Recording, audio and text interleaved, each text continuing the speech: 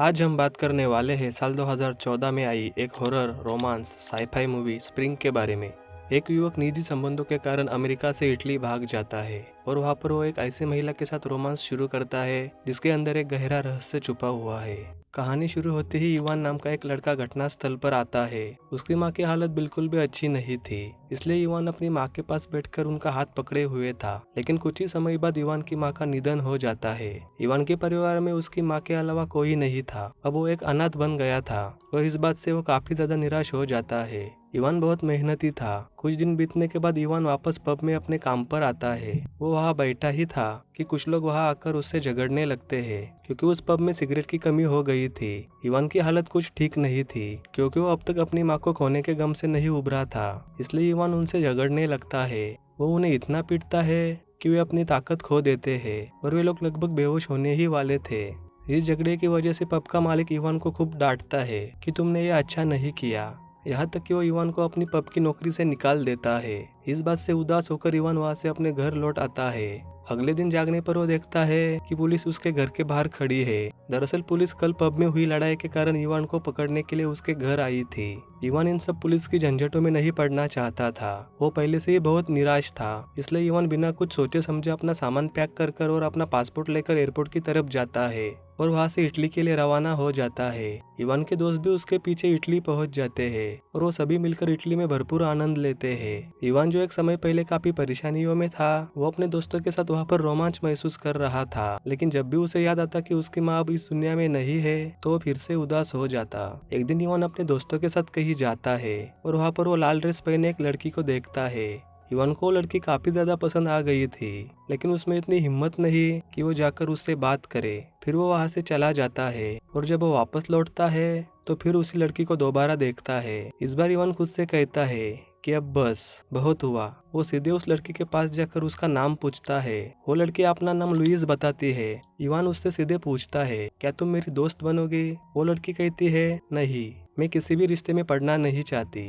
Ivan उसे बहुत समझाता है और कहता है, तुमने मुझे पूरी तरह पागल कर दिया है, आओ सैर पर चलते हैं और इसके बाद हम साथ में लंच भी करेंगे। वो लड़की मान जाती है। इवान बहुत खुश था क्योंकि पहले कभी उसे किसी लड़की ने इतना आकर्षित नहीं किया था और वो पहली बार किसी लड़की के साथ घूमने जा रहा था। वो दोनों काफी मजे करते हैं। अगले दिन इवान और उसके दोस्त को वापस अपने घर के लिए निकलना था। इवान के दोस्त उसे अपना सामान पैक करने को कहते हैं, लेकिन इवान कहता है, मैं यही रहूंगा, मैं यहाँ पर ही अपने लिए कोई काम तलाशूंगा। दरअसल इवान को उस लड़की में काफी दिलचस्पी हो गई थी और वो उसी के साथ यहाँ रहना चाहता था। लेकिन इवान ये भूल गया था कि उसके पास यहाँ रहने के लिए ज्यादा पैसे नहीं है, इसलिए वो उसके लिए एक फार्म पर नौकरी ढूंढता है और वही रहने लगता है। आगे वो दिन भी आता है जब इवान को लुइस से मिलना था। लुइस उसे एक संग्रहालय में ले जाती है और वहाँ कुछ चीजें दिखाते हुए उससे कहती है, ये मेरा काम है, ये कुछ प्राचीन चित्रित बर्तन और पत्थर है। इवान उससे पूछता है, क्या तुम पेंटिंग करती हो?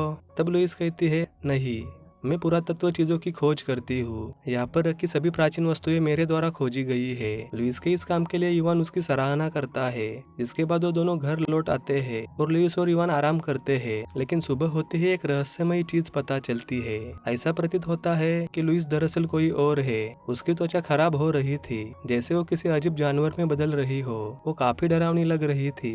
लुइस तुरंत वहाँ से उड़ जाती है। वो सामान्य रूप से चल भी नहीं रही थी। वो रास्ते में एक बिल्ली को पकड़कर मार देती है। इसका मतलब साफ था कि लुइस कोई आम इंसान नहीं है, वो एक जानवर है और उसने इसके बारे में इवान को नहीं बताया था। आगे लुइस और इवान दोनों रात के डिनर के लिए जाते हैं। इवान वहाँ लुइस से कहता है, आओ हम हमारे एक फोटो ले। इस पर लुइस इवान पर गुस्सा हो जाती है। इसके बावजूद इवान उसे फोटो लेने के लिए मना लेता है, लेकिन इवान देखता है कि उस फोटो में लुइस धुंधली नजर आ रही है और ये इस बात का संकेत था कि लुइस कोई आम इंसान नहीं है। जब उन्हें रात का खाना परोसा जाता है तब लुइस को अजीब लगने लगता है। वो तुरंत उठकर वहाँ से भाग जाती है। लुइस रास्ते पर ऐसे चलती है जैसे वो कोई ज़ॉम्बी हो। तभी वहाँ एक आदमी आता है जिसे लगता है कि लुइस किसी मुसीबत में है, लेकिन लुइस उस आदमी को मौत के घाट उतार देती है। अब यहाँ लुइस का चेहरा सामने आता है जो दिखने में बहुत भयानक था। अगले दिन लुइस उसकी प्रयोगशाला में थी और वो एक आदमी का चेकअप यानी कि जांच कर रही थी। तभी वहाँ से कुछ बदबू आने लगती है। लुइस के देखने पर पता चलता है कि वो बदबू उसी से आ रही है और वो फिर से उस जानवर में बदल रही है। उस आदमी के जाते ही लुइस उस जानवर में बदल जाती है और उसे भूख लगने लगती है। लुइस तुरंत अपने घर लौटती है और घर में रखे 2 खरगोशों को लेती है। वो खरगोश इतने प्यारे थे, कोई भी आदमी उन्हें चोट पहुंचाने या मारने के बारे में सोच भी नहीं सकता था, लेकिन लुइस उन्हें अपना शिकार बनाती है और अजीब हरकतें करने लगती है। जब लुइस ने देखा कि वो अपने घर पर ही उस जानवर में बदल रही है, तो वो खुद को एक इंजेक्शन लगा लेती है, जिसके बाद उसकी हालत ठीक हो जाती है। इस बात से लुइस काफी तंग आ गई थी। वो सोचती है, मैं इवान से कब तक झूठ बोलूंगी, मुझे उसे मेरा सच बताना ही होगा, शायद मुझे उसे चुपचाप छोड़ देना चाहिए। वो इवान के पास जाकर उससे कहती है, मैं अब तुम्हारे साथ ज्यादा देर तक नहीं रह सकती। तब इवान उससे पूछता है, तुम ऐसा क्यों कर रही हो, तुम मुझसे दूर मत जाओ, हम एक दूसरे को समझते हैं, अगर तुम्हें कोई समस्या है तो उसे हम साथ में ही सुलझाएंगे। तब लुइस कहती है, क्या तुम समझे नहीं, मेरी नजरों से दूर हो जाओ। इवान निराश होकर उस जगह से चला जाता है। वो अपने खेत की ओर जाता है और पुलिस तुरंत वहां पहुंच जाती है। दरअसल इवान वहां पर जो काम कर रहा था वो गैर कानूनी था। इवान को वहां से भागना पड़ता है। वो सीधे लुइस के घर चला जाता है। इवान ने सोचा था कि जब तक पुलिस उसका पीछा नहीं छोड़ती वो तब तक लुइस के घर पर कुछ दिन बिताएगा, लेकिन जब वो घर का दरवाजा खोलता है तो उसे लुइस कहीं नहीं मिलती। वो फर्श पर लेटे हुए एक रहस्यमय जानवर को देखता है और वो जानवर वास्तव में लुइस थी। वो मर रही थी। उसमें अपने पास रखी सिरिंज को उठाने की ताकत भी नहीं बची थी। उस इंजेक्शन की लुइस को सख्त जरूरत थी। इवान को कुछ समझ में नहीं आता, लेकिन वो इतना जानता था कि उसकी जान बचाने के लिए ये इंजेक्शन जरूरी है। वो उस इंजेक्शन को उठाकर उसकी गर्दन में लगाता है, जिसके बाद लुइस धीरे धीरे इंसान में तब्दील होने लगती है, लेकिन उसके शरीर पर अभी भी वो गंदा तरल पानी वैसा ही था। इवान पास आकर लुइस से पूछता है, तुमने इसे मुझसे क्यों छुपाया? मैंने तुमसे कहा था तुम अपनी परेशानी मेरे साथ साझा कर सकती हो। इवान उससे पूछता है, मुझे बताओ तुम कौन हो? लुइस बताती है, मेरी उम्र 2000 साल है, मैं एक जानवर थी और तुमने म्यूजियम में जो पेंटिंग देखी थी मैंने उनकी खोज नहीं की। दरअसल वो पेंटिंग्स मेरी ही है। समय के साथ मेरी चीजें इतिहास बन गई, लेकिन मेरे डीएनए में परिवर्तन हो गया। मेरे शरीर की कोशिकाएं 20 वर्ष के बाद वसंत ऋतु में खुद को खराब करना शुरू कर देती है, जिसके परिणाम स्वरूप मैं बहुत कमजोर हो जाती हूँ और इस वजह से मुझे बार बार खुद को इंजेक्शन लगाना पड़ता है। वो कहती है कि मैंने तुम्हारे साथ रिश्ता इसलिए नहीं तोड़ा क्योंकि मैं तुम्हें पसंद नहीं करती। मैं एक जानवर हूँ, मैं तुम्हें चोट नहीं पहुँचाना चाहती। इवान कहता है, मुझे लगता है जरूर तुम्हारे पास कोई अलौकिक शक्ति है। वो बताती है, नहीं, ये एक बीमारी है और ये पिछले 2000 साल से है। इसमें मनुष्य अनैतिक बना रहता है और एक जानवर में बदल जाता है। मैं काफी समय से इस बीमारी में फंसी हुई हूँ। जब मैं छोटी बच्ची थी उस समय से लेकर आज तक मैं एक जानवर थी। जब तक मेरे शरीर को इस बीमारी से मुक्ति नहीं मिल जाती, ना मैं आम इंसान बन सकूंगी ना ही मर सकूंगी। मुझे खुद को इंजेक्शन लगाते रहना होगा। शायद वो दिन आ सकता है और मेरे शरीर को इस बीमारी से छुटकारा मिल सकता है। मेरी शरीर की कोशिकाएं खुद को विकसित करते हुए मुझे एक इंसान में बदल देती है।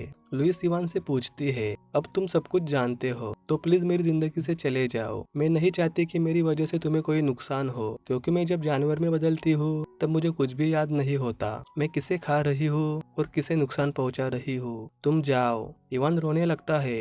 वो बताता है, इस दुनिया में मेरा कोई नहीं है। यह पहली बार था जब तुम मुझे पसंद आई। मैं तुम्हें समझ सकता हूँ। लुइस उससे कहती है, मैं कोई जोखिम नहीं उठा सकती। मुझे आज तक किसी से प्यार नहीं हुआ। मुझे डर है ये मेरे शरीर में परिवर्तन लाएगा और वो इंजेक्शन मेरे शरीर पर असर करना बंद कर देगा। जो इंजेक्शन मैं खुद लगा रही हूँ मैं उससे उबर नहीं पाऊंगी और यह भी संभव है कि मैं हमेशा के लिए ऐसे ही रहूं। मैं इंसान में तब्दील होकर उसका आनंद ले रही हूँ। मुझे बस जानवर में अपने परिवर्तन से परेशानी है। मैं जल्द ही इससे निपट लूंगी और खुद को तुमसे दूर छोड़ दूंगी।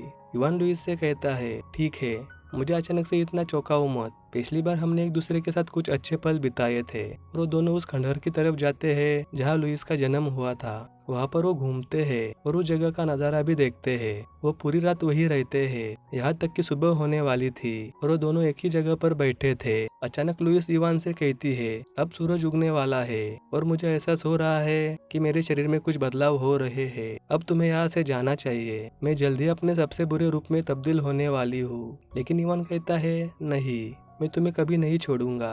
लुइस डरने लगती है कि वो जल्द ही एक जानवर में बदल जाएगी। उसके शरीर की कोशिका प्रक्रिया शुरू हो जाती है, परंतु लुइस जानवर में रूपांतरित नहीं होती। उसके शरीर के निशान गायब होने लगते हैं और वो एक आम इंसान में तब्दील होने लगती है।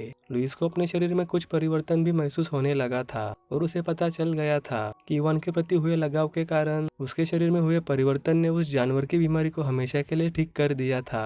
लुइस को आज तक यह डर सताता रहा कि वो कभी किसी से प्यार नहीं करेगी, वो किसी की दोस्त नहीं बनेगी, ताकि उसके शरीर की कोशिका प्रक्रिया में कोई दिक्कत हो। लेकिन जब उसके इंद्रियों में परिवर्तन आया, तब उसके शरीर की कोशिकाएं खुद विकसित होने लगी और अब वो पूरी तरह से एक प्राकृतिक इंसान में बदल गई थी। और इसी प्यारे से सीन पर ये मूवी यही खत्म हो जाती है। तो ये मूवी हमें ये सिखाती है कि हमें एक दूसरे के प्रति स्नेह से रहना चाहिए, चाहे वो आपके माता पिता हो या भाई बहन। हमें अपने दोस्तों से भी अच्छे से पेश आना चाहिए, जिससे आप भी स्वाभाविक रूप से संतुष्ट रहेंगे। अगर आपको मेरा एक्सप्लेनेशन पसंद आया हो तो चैनल को सब्सक्राइब जरूर कर देना, और अगर कोई बात मुझसे छूट गई हो तो उसे कमेंट में ज़रूर बताना, ताकि अगली वीडियो में मैं उसे सुधार सकूं।